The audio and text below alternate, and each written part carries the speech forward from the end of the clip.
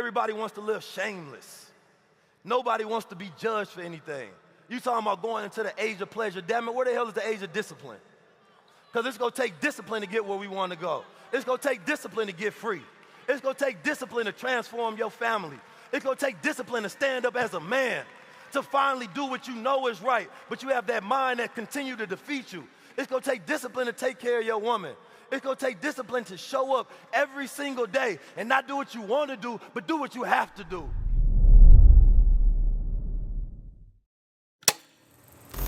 I'm 19 Keys, and this is high-level conversation. Tap in with the guy. Investfest 2023. Stand on your feet. Welcome to the stage, my brother, 19 Keys.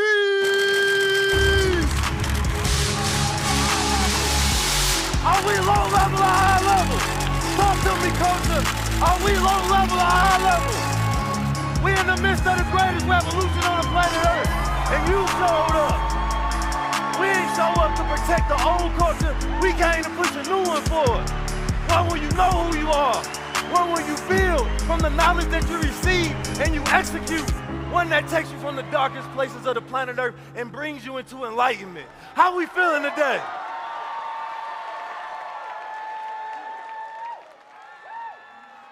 We existing in a moment.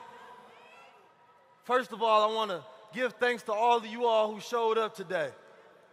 There is no such thing as a movement without the people. And sometimes they make us forget our power. When they make us forget our power, we give it to somebody else to tell us what our power is. But our power is having self-awareness. Our power is in the connectivity of every day when you all link up and share information and share context and do business with each other. That's empowering each other. I have a question for you today. This question must be answered in order for us to be able to take our power. Are we low level or high level? I didn't hear the ground shake. I didn't feel it yet. Are we low level or high level? Are we low level or high level? When I ask you who owns the culture, I need you to answer honestly. Who owns the culture? I say honestly. You thought it was a trick question. Because we know that we are the battery packs of the culture. We know that they have utilized our spirit, our time, our energy, our attention, our money for centuries. Yet we have not been the owners of the culture. Now I want you all to have a thought experiment within self. Because something that I learned about the future is that unless you are the greatest influencer over your future, the greatest controller, the greatest funder and supplier of your future, you don't control it, you don't own it. Oftentimes we are asked about the future, and we are left to think about somebody else's plans for it because we don't have any plans for it. When you think of the future, it makes you think bigger. If somebody told you that, listen, I need you to put together an event, you only got 1 week. Well, you can't think too big because you have to think about the resources you have now to get something done. But if I told you, man, you got 2 years to get this done, I need you to start planning. All of a sudden, you start thinking big. You start thinking you could do anything, especially if you have the funds. But unfortunately, we've been stuck in a survival mode, not being the greatest controllers of our time. So when we think about planning, we think small because we don't think we have that much time. So the moment that I need you all to take in today is to ask yourself, what does the future look like in 10 years? Who are the greatest influencers over our future? If you don't have a thought of yourself being at the forefront, controlling your opportunities, controlling your wealth, and controlling your power, then you are a slave to the future that somebody has planned for you. We exist in the greatest moment on this planet Earth. That's living in the now. But when you're stuck in the now and you don't know how to project yourself far out, then you get what they call future shock. Future shock, when things are changing so much, you get disoriented. You start to be stressed and have anxiety. How many people have experienced anxiety over the last couple of years? People that probably never experienced them before, all of a sudden they can't think because every single week the world changes. One week is AI, the next week is aliens. Next week, Trump getting arrested. The world changing so fast, you don't have time to process the new shift that comes in. So therefore, you don't have power and control over, well, how am I going to intake this? What am I going to do with it? And we're stuck in a culture of what's called fast consumption. We consume things so fast. As soon as the album comes out, we're thinking about the next album coming out. Because we're stuck in survival mode, waiting to be stimulated by the next thing. How many people in here watch high-level conversations? I didn't do high-level conversations as a podcast. I guess that's why they don't put me on their list when they talk about the top 10. Even though I don't care what network they talking about, we got bigger numbers and we got bigger conversation. Because when we put out high-level conversations, I didn't think about fast consumption. We made them 2 to 3 hours long. They said, man, ain't nobody want to hear no high-level conversation that long. I said, shit. They don't want to hear you talk for that long. But if you give the right platform to the right mind that was born at the right time, it's a great idea. The problem is all they gave us was entertainment. So they thought that's all we wanted. So I said, nah, we are in different wars that's going on today. We got media wars, attention wars, currency wars, AI wars, trade wars, moral wars, gender wars. I always, don't say yes for that one. I always say, as long as you still attracted to women, can't be no gender war. As long as women still attracted to men, it ain't no gender war. We got to have a war to fight for the family, not a war to keep the family divided. See, I need y'all to really clap for that. I need y'all to really stand up for that. Because without family, we ain't got no damn wealth. I don't care what you build as an individual. Who you gonna pass it down to? Who you gonna spread those ideas into the next generation where we ain't just controlling space, but we controlling time to where if I put it in this child, that he takes it for the next decade or two. And then we continue to build. Because we can't talk assets unless we got family. That's the greatest asset of our culture. That's the greatest backbone of any society that they build from. They take the ideas and they impregnate it with the youth, and then the youth becomes the birth of those ideas into reality. So I need everybody to stand up. Everybody to stand up. Because what this represents, that we are standing up for our families. This is representing that we're working on healing the bonds and reconnecting our communities to come back together. This is saying that I'm not going to be stuck in binding over trauma. No, let's bind over healing. See, I know y'all not ready for that because they taught you that your power is in your separation. Your power is being independent of each other. I'm here to tell you that your power is being interdependent of each other. We can't celebrate Black Wall Street where there was family, there was enterprise, they was working together as a community, and then go do the opposite and talk about progress. That ain't no progress. That's slowing us down. That's devaluating our crowns. I'm here to tell you the only power that you have is when you, black man, you, black woman, look at each other and say, we partners. Make sure you tap in and go to Crowns 19 and crown yourself. I'm 19 Keys, the designer of crowns, and I want to see you get crowned. Tap in.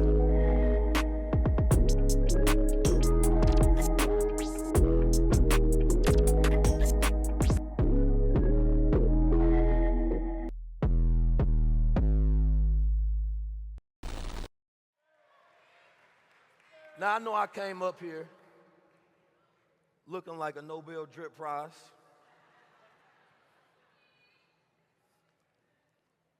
Because I know I can't get your attention, right, unless I'm up here looking good. So did I do my job today? Well, y'all was louder than when I said get up for family. Okay, I must have did something right. So today I want to talk to you all about this revolution we got going on. Because as we talk about the future, and you all can sit down,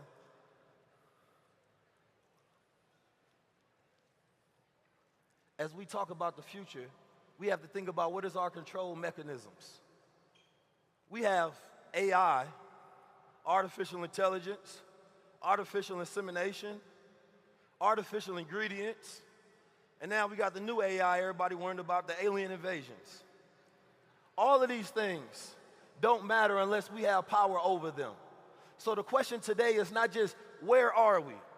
Because I ask my students this question, where are you? Because unless you know where are you, a GPS can't give you directions. So you have to know, where are you in life? Are you in the vision stage, where you're still experimenting, trying to figure it out, and you need a vision that will set you on a journey to develop your skills?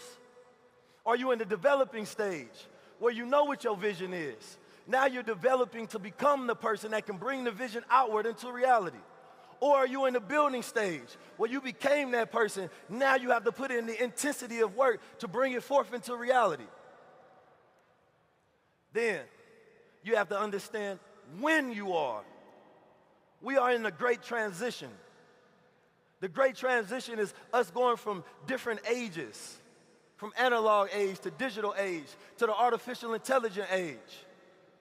And when you can identify when you are, now you know how to take the opportunities. If our forefathers, if our ancestors, if our parents knew and can identify when they were, then they can build their business models based off identifying the time that they're in. So for us being in the transition phase, you see people fighting for their rights. Everybody wants reparations today. Not just black people. They got the SAG strike out there. They want their reparations because they believe that institutions have treated them wrong, and there's not enough money flowing around and prices are too high for people to continue to ignore being robbed. Then you see what just happened. The UPS workers went on strike and became richer than everybody. Black people still ain't get cut no check. But this is a time of dissatisfaction, and dissatisfaction brings out 100% change. See, there's a mindset that has been cultivated amongst the people of demoralization. The demoralization of the culture happens when you no longer have the values and the principles at the forefront. I can ask a person, what's your top 5 rappers, and we have that conversation all day long. I have it. But if I ask you about your top 5 core values, you probably couldn't list them off in rapid speed. But if what you do is not connected to the values of who you are, then how you know you in line with that God self? See, we always talk about our plans as individuals, what you're going to do. I came on this stage and I was like, what do I want to say? And I had to correct myself. The question became, what does God want me to say? We have a spiritually dry culture. The disconnection from God is at an all-time high. Because man was taught he has free will, but now this rebellious culture is, I'm going to do whatever I want to do. Shamelessly, judgment-free. We can get funded for death, pimping, prostitution, faster than we can, pushing out an economic revolution. And that's because one continues to feed you into the cycle of somebody mastering your energy. See, when the influencer thing came out, they tried to demean you by you having influence because they gave you tools, because access is the new wealth. Now they give you resources that democratize access to tools that only the wealthy had at first. So they say, oh, you just an influencer. Not knowing that if you look at a town has 1 to 20,000 people. So if you have influence over 1 to 20,000 people, you could damn near be a mayor. If you have influence over 100 to 200,000 to 1 million people, you can be a governor. They say there's 20,000 people here. If 20,000 people make the average of $30,000, how much money is that? Think about that for a second. I'm going to let y'all calculate and come back to that. Because what we don't realize is that we have the power over billions. America is in a downfall spiral, losing its power as the greatest influencer over the world. But they understand that their influence came from our culture, so they had to make sure that they regulated you and let you never know your power. So therefore, they never had to pay you what you're worth. So they said, oh, you just a little influence, I'll give you $500. Whole time, you have influence over billions of dollars. Whole time, when you put out music, it influences the spending power of the world, not just your culture. So if 100,000 people got $30,000, that's $3 billion. If the average person is spending $4,000 to $5,000 on clothing per year, they're paying you so that they can get into your influence sphere because you have the attention of the people that they want to consume their product, and then they pay you pennies. So you now have to be a community organizer. It ain't about utilizing their platform while they take advantage of you. It's about you building a community so you can have control over their influence. The only thing America can do, in my eyes, if America wants to be that great superpower again, they have to give the money to the influencers. Black men, unfortunately, raise your hand if you're a black man.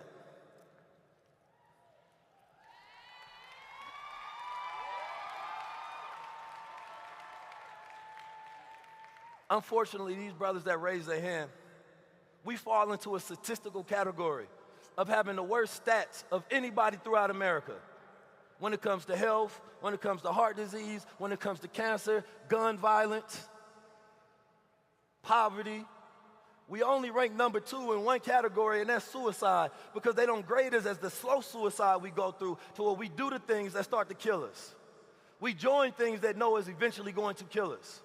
But there's no empathy for us. So we learn how to be resilient. We learn how to fight. We learn how not to show emotion. We learn how to be creative and innovative in every capacity. I don't remember the last time I seen a fund that was specifically for black men and the advancement of youth. Never, ever. Ask yourself why. Because they know once you get the power, you don't need them. Once you have the power, you can control. I went to Ghana. Shout out to my Africans in the building. I went to Ghana, and Ghana was the first time to where I felt true safety as a black man, ever. And I didn't even know that level of safety even existed. But what I realized is that even when we start to get money, even when you build a platform, you have to be even more defensive. Now you're worrying about somebody wanting to take what you got, somebody wanting to dethrone you from your spot. So we never feel safety, we always on edge. So when you're not safe, you can't properly think about the future to where you can't broaden your horizon and awareness. When I went out there, I experienced what they call glimmers. Glimmers is when you start to feel safety and joy and peace and relaxation and anything that reminds you of that. In our culture, unfortunately, all we experience is triggers. Things that make us feel unsafe. Things that give us anxiety. So when we seen what happened in Alabama, that was an example of a glimmer. When that brother took that chair and when the other brother swam over there, that was a glimmer. It made us feel good, didn't it? We need more glimmers because all we do is share triggers. When people watch high-level conversation, it gives them a glimmer. It gives them hope of the future. It makes them think expansive. Now they have exposure, and that can't be taken away because usually those type of conversations you're afraid to have with people because of how they go judge you. So you don't feel safe being high-level. As we go through this artificial intelligence age, I want to give y'all some game on this. How many people in here use ChatGPT? Okay. How many people in here use Bard? How many people in here use Claude.ai? See, the way I look at it, when we talk about fast consumption, the unfortunate reality is we can get the greatest technological tool in our pocket. We consume it so fast and put it down. How many people picked up ChatGPT and then maybe 2 weeks later they was done with it? Fast consumption. If somebody from another era was given the same tools that you have, that's all they would need to build an empire. But today we go through blockchain, we go through NFTs, oh, it's just a little block, it's just a little art bubble. We never thought about the digital infrastructure that was trying to give ownership to the average person. We go through cryptocurrency and only think about the capitalist side of it. We never actually think about the side to where we're saying that, okay, we can utilize this so if CBDCs come and the government want to implement CBDCs and do the same thing that they did in Nigeria, where they have a coin that they control, so if you have a social credit score and you do something that's not aligned with their ethics and their agenda, then they can say you can't shop at this place. You can't do business with so-and-so. This is something that everybody in here needs to be putting 10,000 hours in because it's dangerous, but it also can be a tool that you can utilize because my formula for AI is AI plus NI equals EI, and that's natural intelligence plus artificial intelligence equals enhanced intelligence. But it works better if you're already smart. So if I tell you I got the smartest people in the world for you that's going to do research, I got the smartest people in the world for you that are going to help you build your product. They're going to analyze your data. They're going to take you and they're going to sift through it and they're going to give you a psychological reading of where you at right now and what you can improve. This is your team. Now it's going to be your job to give them instructions. Now, if you don't have intelligence in those areas, you don't know what the hell to tell them. You go look at them and ask them, you tell me what to do. And at that point, when AI tells you what to do, then it is your influencer. It is your master. And the reason that this is dangerous is because if we think in 10 years ahead in the future, the type of programs that they're developing now will be completely about surveilling you, controlling you, and creating algorithms on your data. Right now, I can right after this speech, if I wanted to, I can take this and put it into an AI called Descript. It will send me a script, and then I can use MiniChat. Y'all will DM me, and then we'll send you a script of it in an ebook form. 10 minutes when I'm done. But at first, if I had to hire somebody to do that, it would cost me not only money, but it would cost me time. So now they couldn't get it done in 1 hour. And they definitely couldn't send it to thousands of people in that quickness. But today you have that sort of resource, but what I see lacking today is the creativity. The smart people build it. It's about how you use it. See, if you have knowledge and you don't use it, then you're still ignorant. If your lights are off at your house and you pay the bills, but all the light switches are off, until you actually go click that switch and put motion and energy and activate that light, you're still in the dark. So there are many people who have the light of knowledge, but they live in darkness because they don't execute. This is the time of the master builders, not those who have master knowledge. Why? Because now we have the tools to execute and put that knowledge into play. This is the great evolution and the great transition, but what will you be doing for the next 10 years? I don't care about next year and the year after that. I'm talking about the next 10, 20, because it broadens the way you think, and you think more empathetic on how you're going to affect the world. So I go into ChatGPT, and they got a thing where you can customize instructions. I tell them, hey, I'm 19 keys, the highest level of drip awareness and culture. I'm a thought leader. And I want you to customize all of your instructions so that every time you talk to me, it's helping me build my empire. So every time that I feed it data, it's making sure that it bulletin points it so that it's like my great researcher. Except ChatGPT is the worst for research because sometimes it just make up stuff. So instead, I can take a whole document and I can put that into Claude AI, an AI that most people don't know about, that is made by a company called Arithmetic. So I can take that Descript and I can upload the whole entire link for that script because it has what you call more tokens. A token is the equivalent of 4 words when you type in a prompt. A prompt is the command that you give to the AI when you want it to do something. Are y'all following along with me? So if I say, I have a business question, you go to your AI. You say, AI, I'm a new business owner. Because you go to your settings and you put in the custom instructions. You say, I'm a new business owner. And as a new business owner, I don't have that much knowledge of business. So every time I ask you a question, I want you to answer this question based on the type of business you have, and it will save those instructions so that it's like your mentor coaching you through it. But AI is better, the ChatGPT is better for reasoning. So sometimes it makes up things because it's also creative. So that's when you go to Bard AI, and they have what they call an AI constitution. This constitution means that it can't go over certain ethical lines. You can't say, you know, how can I be better than 19 keys? They're going to say that's unethical and impossible. They're going to tell you to think more realistic. Just ask, how can you be yourself? So I go to the Claude AI, and then I can upload documents, and I take those documents, and I say, okay, what are the main subjects, the quotes? What is the research that the author have used? Because it scrapes the internet in real time. Now, they have plugins on ChatGPT you can use that, but Claude AI already has it built in. So now you have a master researcher in your pocket. You can get everything edited in seconds. So when you give a person time, you're giving them resources, which means you're giving them wealth. So this has been one of the greatest wealth transfers just based on the type of technology that you have access to. Then you can go to bar AI. You can take all of the notes, whether you scribble them on a paper, and you can upload pictures. It can take those pictures and say, take this data, and I need you to break it down like a third grader so I can understand what the hell 19 Keys was talking about.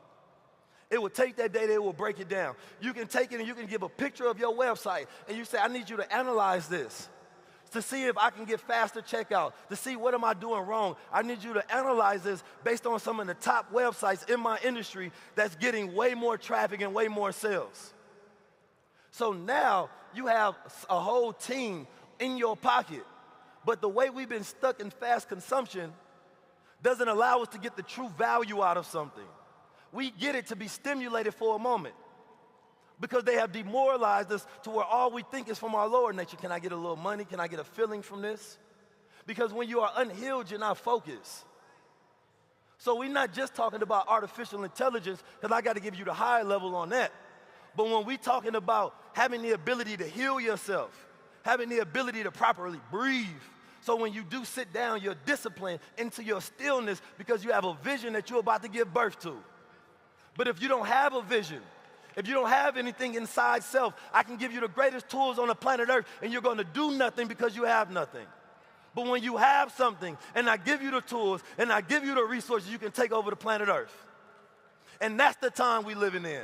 We are living in a time where I had a brother put together this AI script from Midjourney. Now you can type in something, and it gives you B-roll, which are videos that you can play just by typing in a sentence.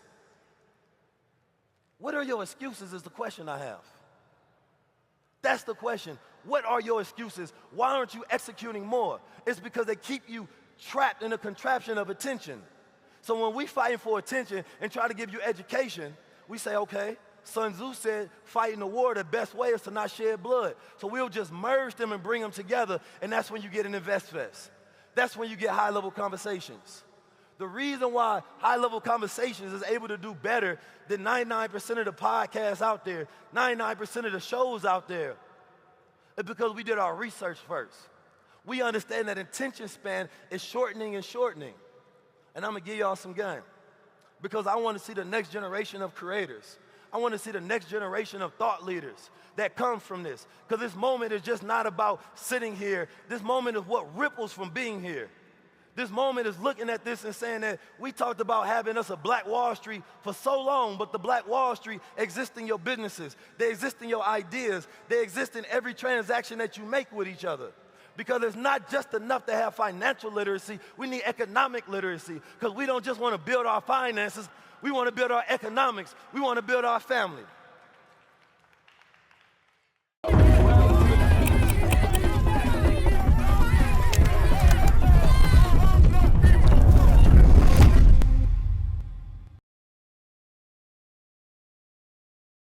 Peace family, it's 19 Keys. We back for another 19 minutes. 19 minutes. 19 minutes. 19 minutes.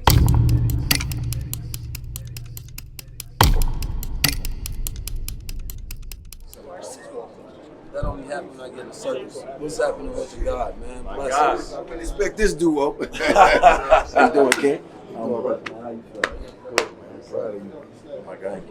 No, for real, man. You out here holding this shit down, bro. Yes, sir. For real. You bouncing around Africa and shit. I'm like, man, oh my God, we got to man. demonstrate. What's up, man? Yeah, chill. I gotta get you on. That's what I was just talking about, getting y'all Yeah, on. we definitely gotta work that out. Yeah, let's do it. We gotta do it. I love the transition, man. I love the growth, man. I love the maturity of everything you're doing. I see the intentionality of what you're building and taking it from what you've built and what you're leveraging and, you know, taking it to a different mindset, you know, what the legacy gonna be built off Yeah, of. but that's all we got, bro. And likewise, you know, I respect the way you're going about it. You know what I'm saying? Yes, sir. Because you standing solid on it. I respect that shit. You He see it, you gonna know, stand. right. Man. He ain't folding. Yeah. Nah, man. Where you originally from? Oakland. What? Yeah.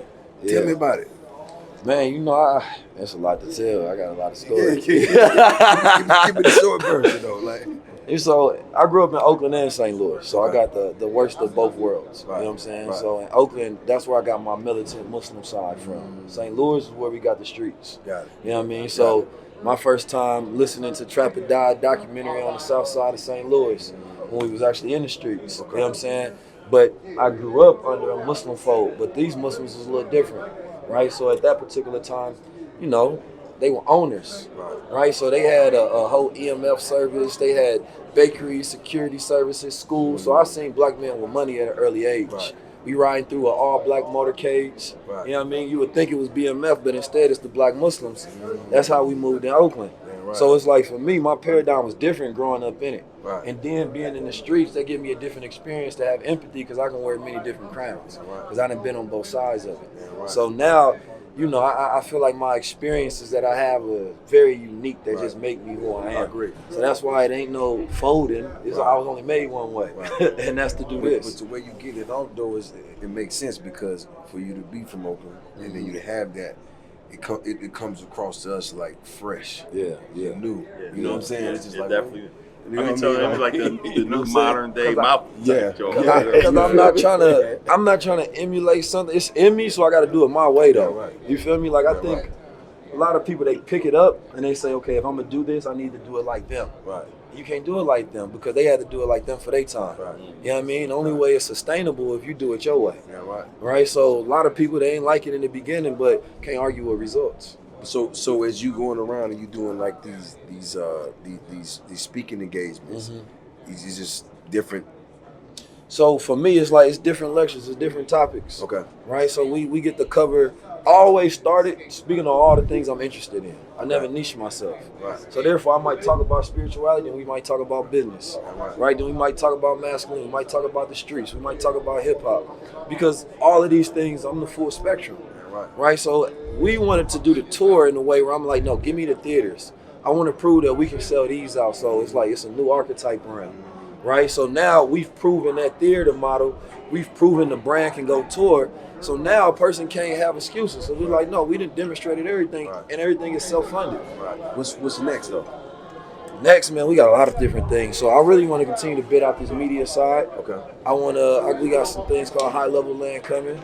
We got books coming, of course, that's already here, but it's about duplication, so we globalizing the brand. Okay. So we gonna have different branches in different cities, especially on the media side, right? The other stuff, we already got different businesses that we do, but I really want to take over media because I believe the way that we can do it will be done in a way that ain't never been done. Yeah, because it is. I mean, you got the right idea because you know back then the brothers was having to pass out flyers. Yeah. What you're doing now is like click, click. Yeah. Man, I used to think about that. Like, you can go knock on 1,000 doors and you can make one post and reach 1,000 people. You see, I hit you earlier. I'm about efficiency. I want to be effective I've on my time. been checking about on I was saying to you earlier, like, yo, we gotta go viral today. You know what I mean? Just stuff. What's some joints you be tips with you that you're saying and no, yo, I'm gonna say this thing gonna go viral? Because now Gigi doing a lot of speaking. I don't really have a specific way in that particular capacity, especially now. I think maybe earlier on it was maybe some tactics. Now it's more organic. Yeah, keep it organic. Because I don't even talk about everything I know that's organic, trending. but you know certain things. You know, for me, it's like when I drop when I develop if I develop a passionate stance on something, I know in that moment, if I record this and say it to the world, it's gonna go. That's You know what what I I'm mean? saying. So for me, it's only operating when I'm actually passionate versus when the algorithm tell me to move. It's all on the interviews, big dog. You know, I got this shit in me. It's too much fast consumption, man. When you create a classic, like what you did, you created a classic. What 50 did, they created classics, right? So you can tour on that. Yeah, right. Everybody doing fast consumption. You creating something for the moment. You ain't thinking about the future. Yeah, right. I think about the future with everything. So not just my perspective, but your perspective. So when you engage, everybody can get a level of value. But then from a time perspective, I don't just want this space now. I want time for the next decade or two. So somebody engages with it years from now, they go look at this picture, this moment, this video, they can get the same energy that somebody that lived in it at that moment. That's what it's about, man. Yeah. I'm glad you came through the island. Yeah, man. I had to, anything I could do on my end, bro. I'm here. Definitely. And I'm giving you your flowers, bro. I'm proud of you, man. I appreciate this guy here that. too. Yes, sir. This guy here too, man. It's the coolest guy in the world right here, man. How y'all feeling? So there's something I call elements. Now, you can copy the blueprint, but the mind of the architect is always the originator. Remember that. So elements, or essentially, when you put together a business, or you put together a podcast or a show, I make sure that throughout the video, because they have something on YouTube called chapters. Chapters are where the AI goes and reads your video, and then they tell you about the different points in the videos that's being made. So if you got 30 different subjects in a video, it will break it down into those subjects, so when a person goes to your video, they can automatically find the point that they're looking for. So I make sure that every single video has at least 19 elements, because that's my number. So you might get in a video and they look at the thumbnail, and the thumbnail may have drove you here, but 10 minutes in the video, you realize that this is way more than why you came here. You may look at the caption and be like, damn, this caption, they talking about business, they talking about spirituality and the cosmos. 10 minutes in, we may have hit you with some business information. So that's one element. One element is the thumbnail, one element is the caption, the other elements are the subject, another element is myself as a thought leader, another element is the guest. But we never made our conversations based on the guest. We made them all based on the topic. So no matter who I had on there, that did not matter. It's about what you're learning once you get in there. So even if you make it all the way to the last 10, the last 10 minutes, the last 20 minutes, we done switched into a whole new dimension of conversation. So now you're constantly being stimulated throughout the whole entire episode.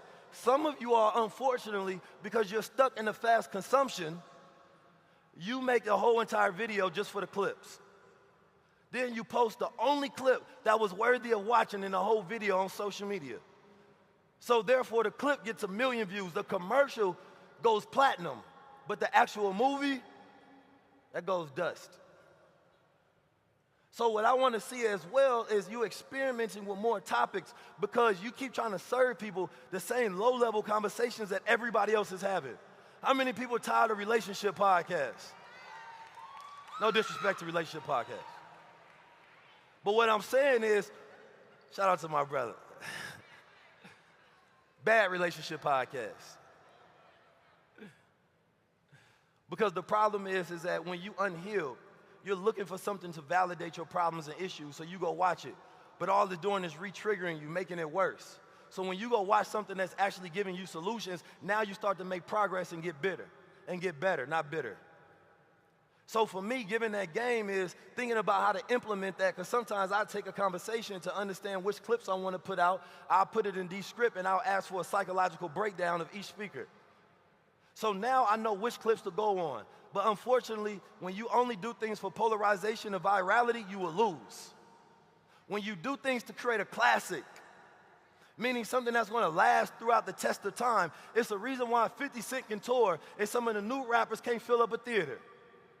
But we're entering a new age, because I went on tour, EYL went on tour, my brother Wall Street Trapper went on tour, and we was able to get thousands of people. That means that we're entering into a new age where people are finding time to put value into things that are more meaningful. Because at first this wasn't possible. How many people in here have seen Who Cloned Tyrone? One of the most important parts of that movie was not just about who they cloned, it was about who they didn't clone.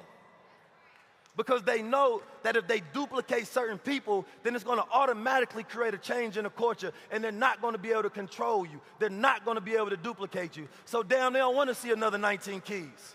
They don't want to see another Rashad. They don't want to see another Troy. They don't want to see another one of you sitting in these stands, getting this knowledge, changing the dynamics of your family. We are first-generation curse breakers. That means that we weren't born with money. We wasn't given a position. That means we got to figure it out. This culture is immature. It means that you have to allow time for it to become what it's going to become in the future. Otherwise, we're stuck killing the messengers. Otherwise, we're stuck killing the future before it actually gets to a point where we can go through the flaws, we can go through the mistakes, then you fail forward, and now you know how to be great. But unfortunately, as soon as we see somebody great, we start research, investigating how to destroy them, how to take them down. Why? Because we're stuck in a survival mode. So we're afraid that the same thing is going to happen. So we end up producing a self-fulfilling prophecy, reverse engineering the bad thing that we think is going to happen and making it going to happen, because that's the only vision we have in our mind. So when I tell you to think about the future, I'm telling you to dictate the future. Think about how AI is going to be used. You do have power. That's the one thing that they don't want you to know, is you have the power on where you spend your time, because we all have a time budget. Where you spend your money, where you spend your energy. and the attitudes you have throughout life. That's your team. I look at wealth as wisdom, energy, attitude, love, time, and health. But one thing that we don't know about is the true wealth. Because if you have money but you're depressed, you're not wealthy. I know men that have millions, but how many people done committed suicide, but they was rich? So unfortunately, we can't just push our community to go get money. We have to teach them the spiritual assets within self. Because confidence is worth more than money. Your network is worth more than money. Your ability to communicate, it can be worth more than money. Your soul can't be bought. The value of a soul is another soul. So anything somebody gives you for your soul have already degraded you and devalued you. And anytime you do something that goes against your values, you are selling your soul. And I need us to understand this because I see people selling their soul every single day for cheap trinkets that don't matter. So when we're talking about true wealth, I started building myself up. I say start to grade yourself. You have wealth and assets, and then anything else is a liability, as my brothers say. So if you have confidence, that's an asset. You have speak, that's an asset, meaning you can communicate. You have a network, that's an asset. But if you're depressed, you stress, you have anxiety, you have insecurities, you will end up spending all of your money to try to decrease your liabilities. So I would rather you already have joy, already have peace, already have happiness. And they don't want to see you do that because it's going to steal the consumer base.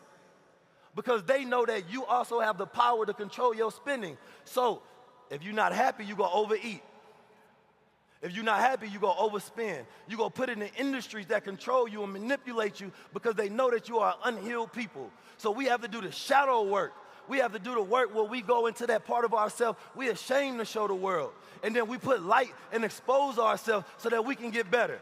So that when we're talking about our assets versus our liabilities, we're not talking about just our money, we're talking about our soul.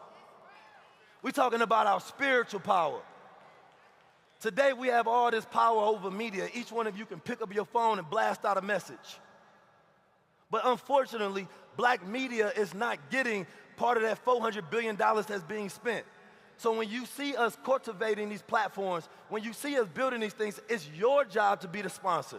It's your job to be like, you know what, I like that podcast, it got 20,000 views. Okay, 20,000 people times 30,000, what's the average budget of a person? If I pay them, then I can get my product in front of more people. But how many of you all constantly think about being an investor in black America? Because if nobody, when we look at the cap table and we look at the amount of black businesses funded, they said it's 1.7% out of the trillions of dollars that go to businesses. So they get funded for just ideas. We have execution and still can't get in funding. And they play us by talking about we got diversity. Diverse for who? You ain't got nobody like 19 Keys getting none of that budget. You ain't got the diversity of the true culture. They give us these buzzwords so that they can control the type of people that they invest in. But we no longer go accept that. But first, we got to stop accepting it from each other. The moment, how many people hit up EYL and like, listen, I got a budget for ad and spending. I want to get on your platform. I want to make sure that I'm putting money into this type of media so that as long as you grow, then I grow so that I can reach more people. Because if you have a business and you ain't got no attention, you can't sell to nobody. So I want us to be accountable because accountability has been lost. Everybody wants to live shameless. Nobody wants to be judged for anything. You talking about going into the age of pleasure. Damn it, where the hell is the age of discipline? Because it's going to take discipline to get where we want to go. It's going to take discipline to get free. It's going to take discipline to transform your family. It's going to take discipline to stand up as a man, to finally do what you know is right, but you have that mind that continue to defeat you. It's going to take discipline to take care of your woman. It's going to take discipline to show up every single day and not do what you want to do, but do what you have to do. We don't want to preserve that old culture. We're done with the old gatekeepers. We're done with those people taking our rappers and entertainers, giving us a contract that is the new noose, hanging them because they was ignorant, didn't know how to read and write, because they weren't financially literate. This is the movement of our decade. This is the movement of our time. This is the movement where the enlightened minds, the spiritual minds, the conscious minds, the God minds, we stand up. We take our time. We own our time. We own the industries, and we become assets to each other. No longer liabilities of this very culture we talking about, we trying to save. Everybody stand up. This is the time when we go high level. When you walk out that door, talk to somebody. Ask, can I help you? When you're in that corporate position and you know you have power over funding, reach out to somebody. Connect with that team to make sure that we are getting a piece of that pie. Because when we talk about 10, 20 years, most of us are affected by something that happened in our childhood, not something that happened yesterday. You're only reacting because of something that happened in the childhood. Most of us are affected by someone that inspired us 20 years ago, 30 years ago, 50 years ago. So what you do matters when you're talking about the future. Are we low level or high level? Are we low level or high level? Are we going to be the slaves or masters of this next industry? Are we going to be the slaves or masters of the next economy? Are we going to be the biggest influencers or the slaves of the future? I know that was a lot to put in a sentence, huh? Family, I love y'all. I don't want everybody to take this oath to continue to stay high level. I want y'all to meet me at booth 411. I have so much more to go through, but it's always what I want to say, and then it's what God wants me to say. And I want you to think about that in your life. There's what you want to do, and then it's what God wants you to do. And that's going to change your plans. Because what you want to do is selfish. What God wants you want to do changes the world. So think about what God wants you want to do. Stop being selfish. Stop being afraid. Because when you make a commitment towards God, you become fearless and you become free. Let's stay high level.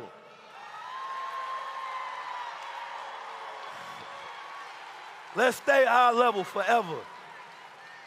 Peace, family. I'm 19 Keys, and I can't wait to see y'all invest in the culture. Take the energy that you have and go out there and disrupt the world.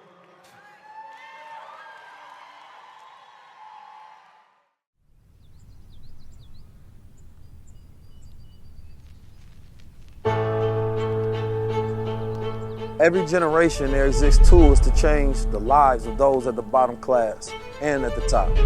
These tools are things like the internet, or the printing press, or the light bulb. It represents innovation, paradigm shifts for generations to come.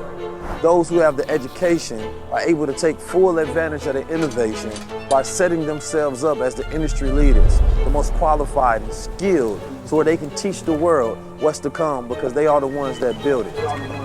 It's starting to feel like even though you have access to all this information, most people still don't know how to use it. It's like the world is getting tested, but you need a cheat code in order to make sure that you pass it. People feel like the algorithm is against us. Well, what if I told you that we built the algorithm that was for you? In the block world order, it's about technology, it's about community, and it's about education. And giving you the opportunity to free yourself to make sure that you're not waiting on the next generation and the next tool and the next technology and the next update to be free. If you come on this journey and this ride with us, we'll make sure that you grow with us, you build with us in a manner to where you won't be left behind. There's perfection, and then there's greatness. Perfection is the state you reach, but it can never be consistent because the moment that you move is no longer in that same perfect state. Your goal is to reach greatness, but I want greatness to be normalized. I don't want it to be something that only this 1% have access to. This new 1% that runs parallel to it are those who understand how to innately tap into their gifts. See, I look at the way that the world has been created and the way that the world is consistently being ran. When you have monarchies, they can just tell you that their bloodline is more real than everybody else. They create rules, they create seals, they put it on paper, and the rest of the world starts to follow that forever. Now that's power. It's not perfect, but it's great.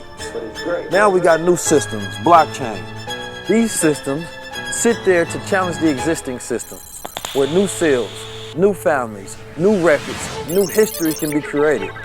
But what does that matter if you're not educated and you're consistently distracted? They said because of social media, this new technology, it has actually made people more distracted and less focused. So therefore, they say the average person can only focus somewhere around 7 to 10 seconds. Now, for me, I think that's terrible. The reason I think it's terrible because we have access to more information than any other people at any other point in time, yet we don't know what's right, what's wrong, what's good, what's bad, what's value, and what's bull.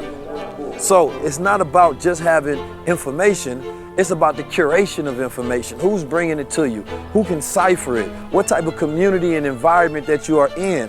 Because growth comes from the 3 E's: education, exposure, and experience. See, if you can curate your education, then you can make sure that you're not just getting new knowledge, you're getting valuable knowledge that's actually applicable to your freedom and your power. You understand me? Now, the exposure is your environment, because everything that you observe, you see, you feel, you hear, you become the embodiment, you vibrate at that rate. So if you're not surrounded by wealth, how can you ever vibrate, magnify, magnetize, and attract it to your reality? I was talking with my brother Idris Sandu the other day, and we were talking about the difference between manifestors and alchemists. See, some people, they can drop a thought, draw it into their universe, and build wealth and attract the right things to them. And other people, they work with what they have to be able to produce it, regardless of where they are. See, some people, you have to understand whether you're a generator or you're a manifestor, and understanding your human design and your blueprint. Therefore, it gives you the right mindset. So when I say 80% mindset, 20% skill set, I mean that. But see, if you don't have the right mindset, you can't develop the right skill set. Most of you, I took courses in education and financial literacy, but when you look in your environment, you don't feel no financial liberation. We want to liberate you by helping you change the way that you think and giving you access to new education, technology, and tools that can help you enhance and give you an edge in the marketplace. You go try a test today in school, or you got out of high school and they tell you to take this test, you won't feel so confident. Whether it's social studies, mathematics, geography, no matter what it is. But if they tell you we'll give you the cheat codes, everybody feel like they go pass it. And see, back in the day, teaching each other and giving each other the answers, they said it was cheating, they said it was wrong. But I'm here to tell you it's no longer wrong. I want to teach you how to cheat. The reason we want to teach you how to cheat because we want to give you the codes. We want to give you the answers because they've been hidden from you for so long that you deserve them. You deserve to have your mind right, your spirit right, your finances right. You understand me? You deserve a better life. But that can only come with better decisions, better investments, and better opportunities. In the Block World Order, this is what we stand for. The right community, the right education, the right technology. Through this test of life, we'll give you the cheat codes to make sure that you pass. Tap in.